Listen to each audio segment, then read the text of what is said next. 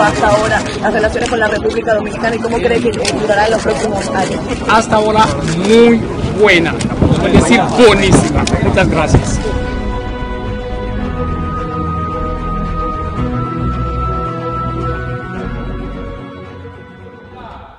J'ai l'honneur de vous transmettre les chaudes et fraternelles salutations de la nation haïtienne tout entière. Avant d'entrer dans le vif du sujet, je voudrais prendre le temps et le plaisir de remercier le pays hôte, la République dominicaine, et d'une façon particulière, mon collègue et ami, le président Danilo Medina, pour l'excellente organisation de ce sommet. Je voudrais également, Monsieur le Président, vous féliciter et vous remercier de la qualité de l'accueil ainsi que de l'attention que vous avez réservée à moi et à ma délégation. Votre posture et vos actions envoient un message éloquent et sans équivoque quant aux liens d'amitié, de fraternité et de solidarité qui tissent les relations entre nos deux pays et nos deux peuples. Votre présence physique à mes côtés et votre soutien spontané à mon pays lors du passage de l'ouragan Mathieu en atteste éloquemment. Je voudrais donc profiter de cette tribune régionale pour vous rendre un hommage bien mérité. Estimado Presidente Danilo, en nombre del pueblo haitiano y en mi nombre propio, lo digo muchas gracias por su amistad, apoyo y solidaridad. Mesdames et messieurs les chefs d'État et de gouvernement, ce sommet m'offre l'ultime opportunité d'un déplacement à l'étranger en tant que chef d'État. Il intervient à moins de 15 jours de l'investiture du nouveau président élu de la République d'Haïti tel que fixé par la Constitution. En raison de l'immensité des tâches liées à la préparation de cet événement, j'ai 1000 fois hésité à confirmer ma présence à ces assises. Je tenais cependant à le faire, tenant compte de l'importance de ce sommet pour mon pays et pour ma région. Tout d'abord, il s'agissait pour moi de proclamer ma foi dans le processus d'intégration régionale incarné et piloté par cette instance collégiale, mandatée par les chefs d'État et de gouvernement afin de raffermir nos liens et rapprocher nos visions du développement économique et social.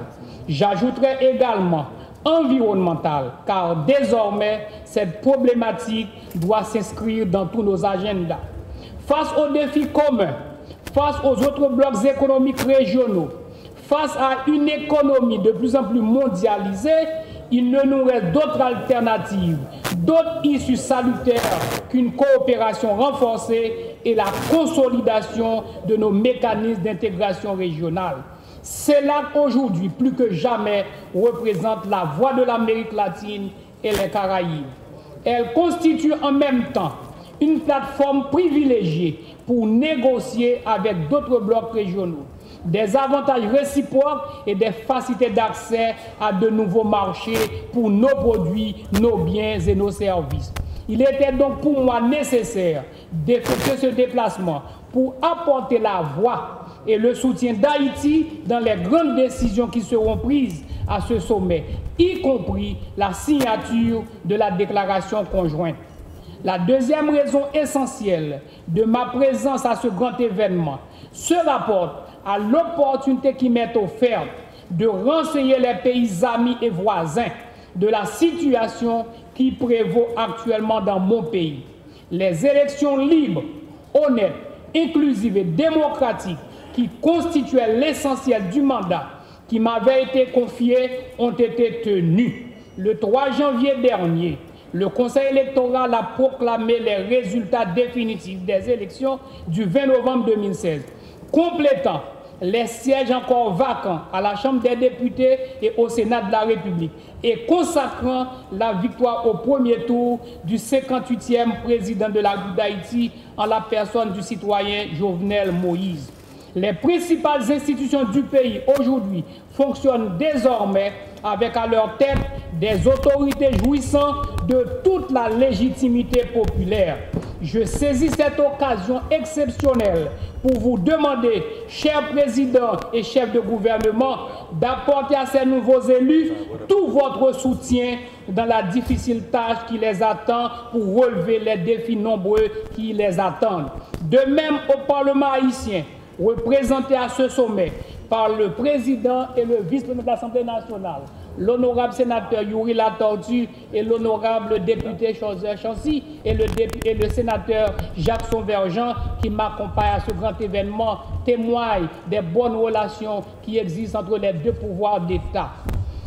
Excellences chefs d'État et de gouvernement, pour une meilleure compréhension de la situation, je rappelle qu'il y a environ un an, de sérieuses menaces assombrissaient l'avenir politique et démocratique d'Haïti.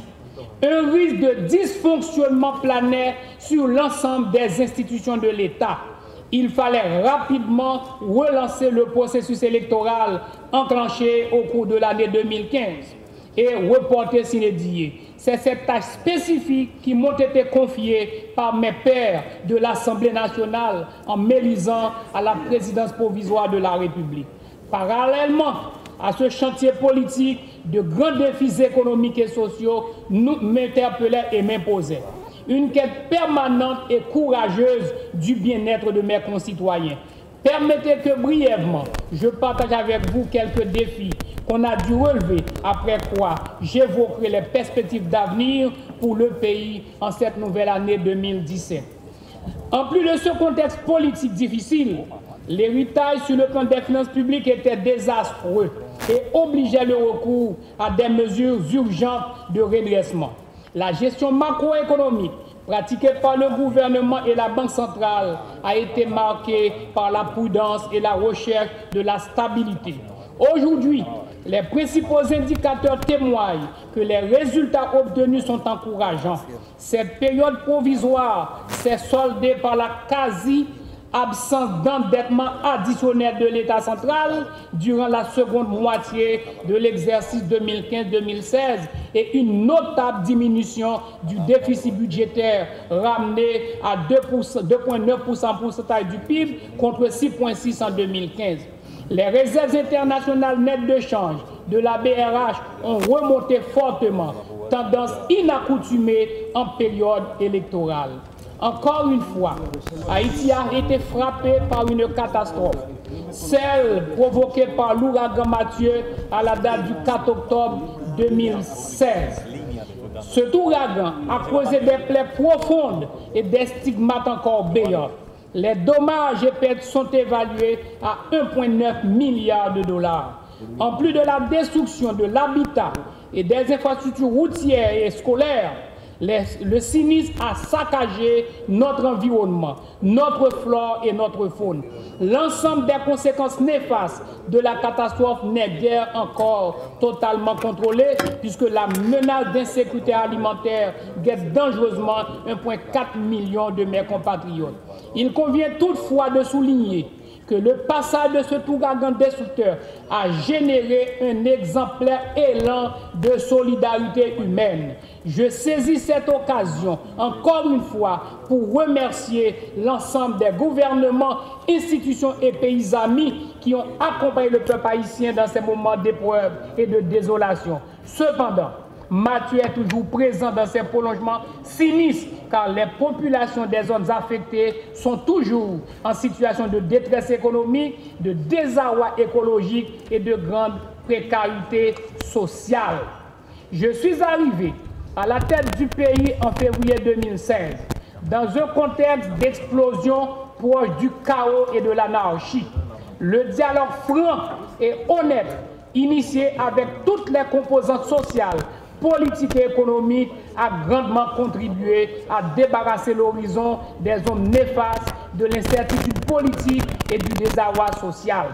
L'échéance constitutionnelle prévoyant le transfert pacifique du pouvoir à un président élu sera respectée ce 7 février 2017. Je suis convaincu que vous l'accueillerez, le nouveau président, comme un ami et un frère dans les prochains sommets du Sénat et que vous ne lui ménagerez point vos conseils et votre appui.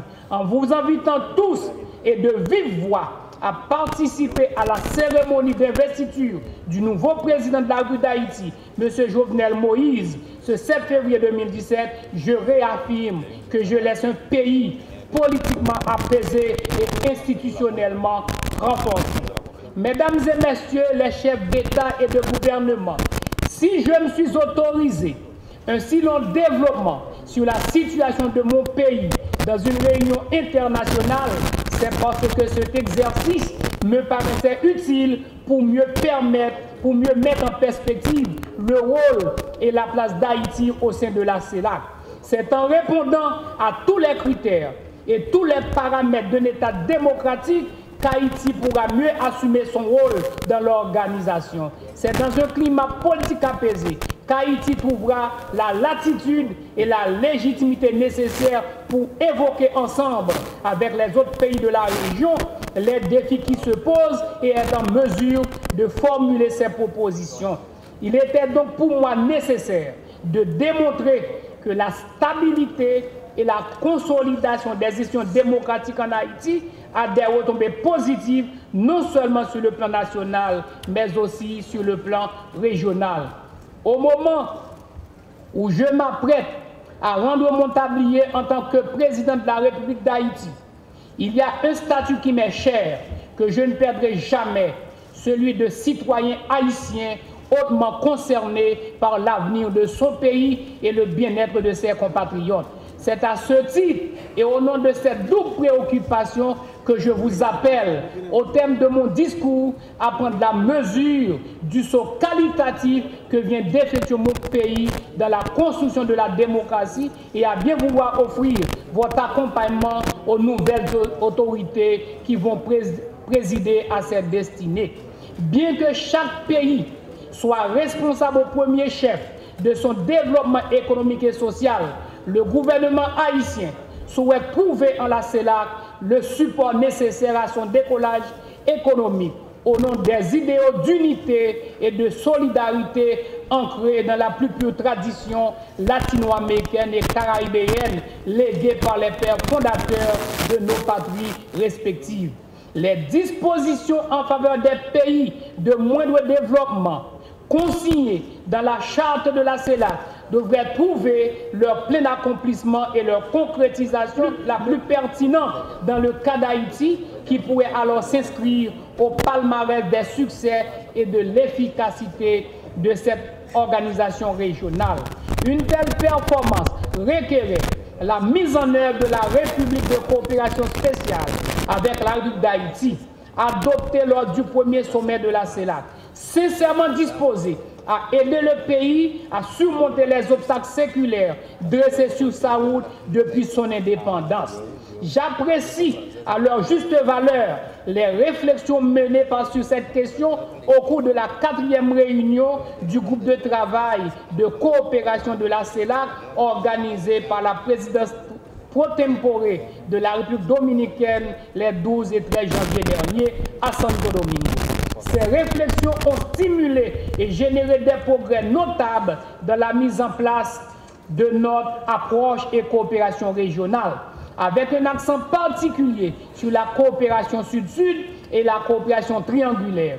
La décision de mettre en place un programme de coopération entre la CELAC et le gouvernement haïtien en est une preuve palpable et une conclusion heureuse. Mesdames, Messieurs, les chefs d'État et de gouvernement, mon gouvernement se félicite des relations de partenariat que nous avions établies ou consolidées avec des acteurs clés et de grands ensembles de la scène internationale. Les liaisons de la CELAC avec l'Inde, l'Union européenne, la Fédération de Russie ou la République de Corée sont autant d'initiatives heureuses qui ont favorisé le renforcement des relations dans les domaines du commerce, des investissements et de la finance. L'une des retombées majeures de ces initiatives devrait engager la participation effective à ces mécanismes des pays de moindre développement de notre communauté. Dans le cas de mon pays, l'effacement d'une partie du fardeau de sa dette externe et les dispositions drastiques préconisées par les institutions financières internationales le pénalisent lourdement. l'excluant pratiquement des bénéfices des relations privilégiées que nous avons nouées avec certains partenaires. Pour déjouer un tel scénario, il faut que le cartel de la CELAC et d'autres comités désignés à cet effet fassent le plaidoyer en faveur d'une attention spéciale dévolue à la promotion des investissements dans les pays de moindre développement. Sur la base des propositions énoncées plus haut et destinées à épargner au pays les sombres perspectives de croissance qui se profilent sur l'année 2017, la communauté devrait faciliter l'investissement externe et le financement des projets dans les domaines des infrastructures et de l'énergie en vue d'aménager des retombées significatives sur le relèvement économique et social du pays, lesquels ont été communiqués par mon gouvernement, notamment dans le cadre du forum CELAC-Chine. J'ai bon espoir que la finalisation de l'un de ces projets, suivant la procédure établie, ouvrira la voie à son exécution dans l'esprit du traitement spécial dont devraient bénéficier les pays de moindre développement. Mesdames, Messieurs les chefs d'État et de gouvernement, dans un monde fragilisé par la montée des inégalités, la menace du terrorisme et les défis environnementaux, le rôle de la CELAC se révèle d'une importance capitale. Aucun pays ne peut faire face seul avec efficacité aux défis mondiaux contemporains.